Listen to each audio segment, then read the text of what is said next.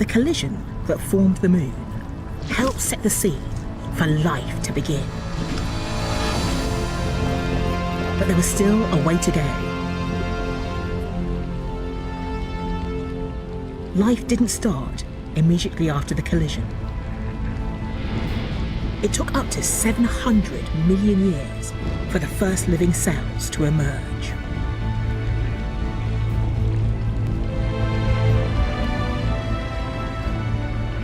During this time, the Earth was cooling down. It formed a rocky surface. Water vapor condensed to form oceans. And these oceans were being tugged by the moon. They were becoming tidal. According to the latest theory from one leading chemist, these early tides may have been the trigger that kick-started life into action. This seems like a very odd place to do some chemistry. Why are we here? On the beach to investigate the effect of tides on chemistry taking place on the very early Earth, billions of years ago. Professor John Sutherland believes that the ebb and flow of the tides played a crucial role in the origin of life. And he's going to show me how it could have happened. We're going to do some chemistry here. He's mixing up the sort of basic chemicals found in the first oceans and adding water. He's reproducing a tidal pool in his flask. And that's your starting tidal pool at high tide. Then the tide goes out, the sun shines on the pool and starts drying it out. And rather than wait for that to happen here, it's going to take a long time. I'm going to speed it up a bit by using a burner here. So what are we trying to mimic? We're trying to mimic the power of the moon in chemistry on Earth. So the moon is responsible for the tides are filling these ponds up, and then when the tide goes down, the sun shines, dries it up. It's an inexorable process of wetting and drying and warming and so on, and that is driven by the moon. Having created a soup of chemicals, washed and dried them, there's still one thing missing. I'm going to now transfer this into this other reaction vessel. He exposes the chemicals to a blue lamp, which is radiating ultraviolet light that simulates the power of the sun on the early Earth.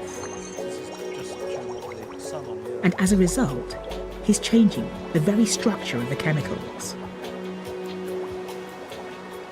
creating, as if from nothing, elements of RNA, ribonucleic acid, an essential component of all living cells.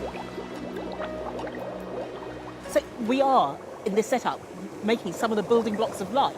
Yes, just from simple tidal conditions and simple organic chemistry. But it's all driven by the moon. It's ultimately all driven by the moon. But life on Earth driven by the moon.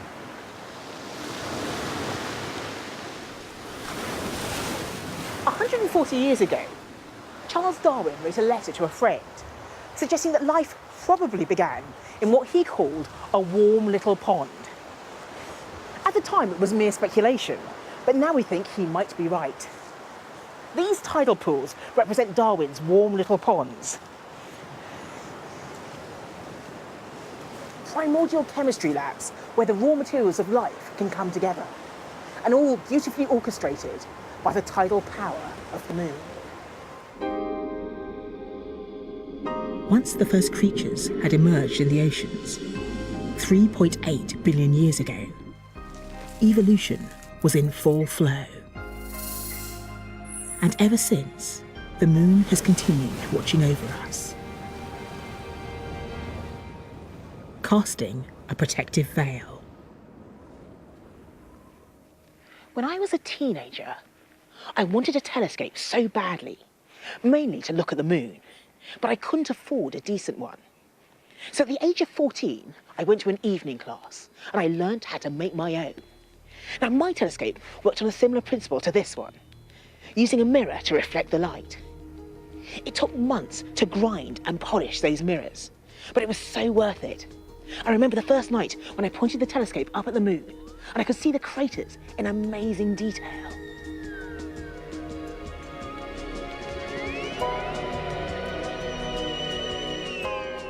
And the first thing you notice is you're always looking at the same craters. This is because the moon spins very slowly, one rotation every 29 days. And that's exactly the same speed as the moon orbits the Earth. So as the moon travels round us, it's always showing us the same face. So we never see the far side or the so-called dark side of the moon.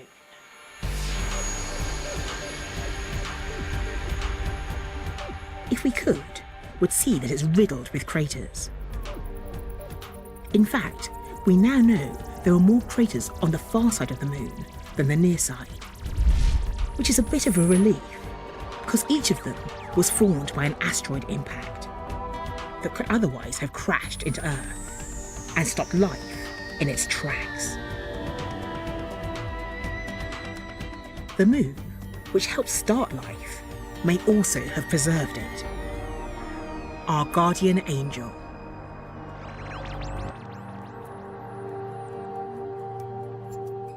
This idea that the moon looks after us is ancient. 5,000 years ago, people on the Outer Hebrides shaped these rocks into megaliths and placed them in a great circle. They didn't have metal tools, let alone cranes. It was a remarkable thing to do. All the more so as it seems they were building a sort of observatory to mark a rare lunar event. Every 18.5 years, the moon drops in the sky for a couple of weeks and barely makes it above the horizon. It's known as a lunar standstill, and it last happened in 2006, and it won't happen again until 2024. Bizarrely, the people who built Kalanish probably knew about the lunar standstill, and they aligned their stones to witness it. From this angle, you can see the moon rise above those hills over there and drop between those stones. It must look spectacular. To line up the stones accurately, they could only check their position every 18.5 years at the next lunar standstill. It seems incredibly complex, so why do it? Across the ancient world, people revered the moon and made up stories about the mysterious power of this disk in the night sky. Some stories have survived the test of time. Think of the classic werewolf movie. It's all about the strange, terrible magic of the moon.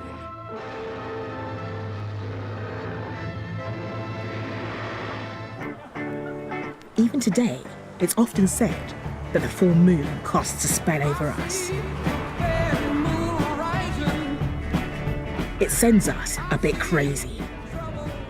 It's Friday night and I'm out with the police. It's always a busy time with people partying in clubs and bars. But tonight is also a full moon. Does that make any difference?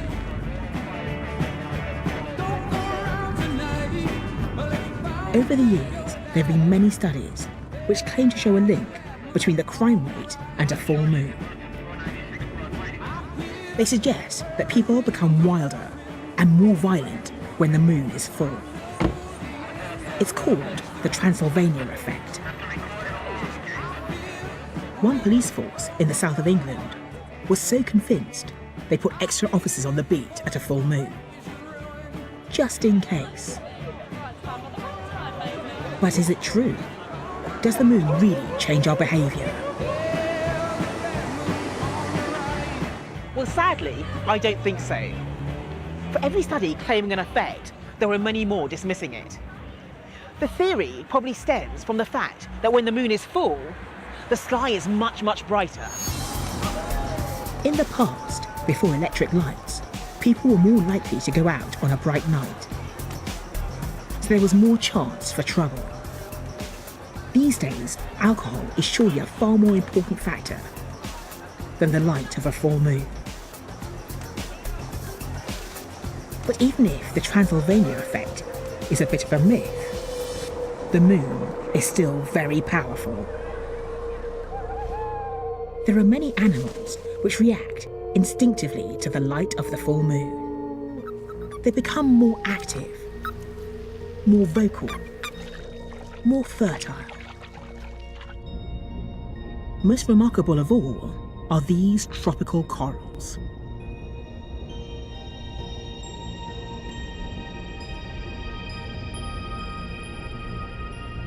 Every year, they synchronize their reproductive cycle. So on one night, they all spawn together. And that night is triggered by the full moon.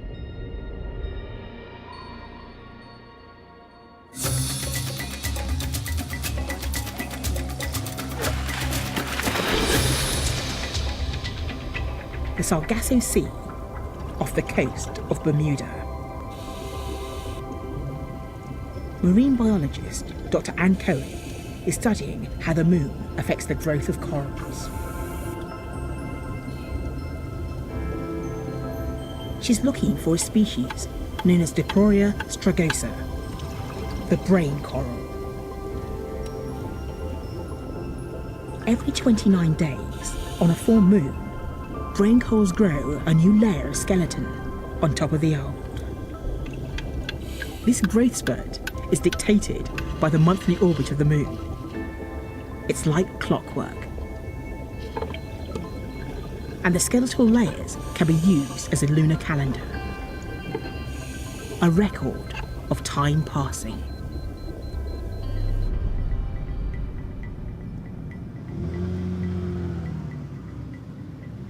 So this is the coral that we pulled out of the water today. And if we look under the microscope, you can see very fine ridges. And we know that these are formed on the lunar cycle. These are monthly bands. Okay, so it's a bit like the rings of a tree. You can use that to date it. That's right. And actually, we can count about 65 monthly bands Oh, right, yes. in this coral, which makes it just over 5 years old. That's pretty amazing. But some corals are even more revealing.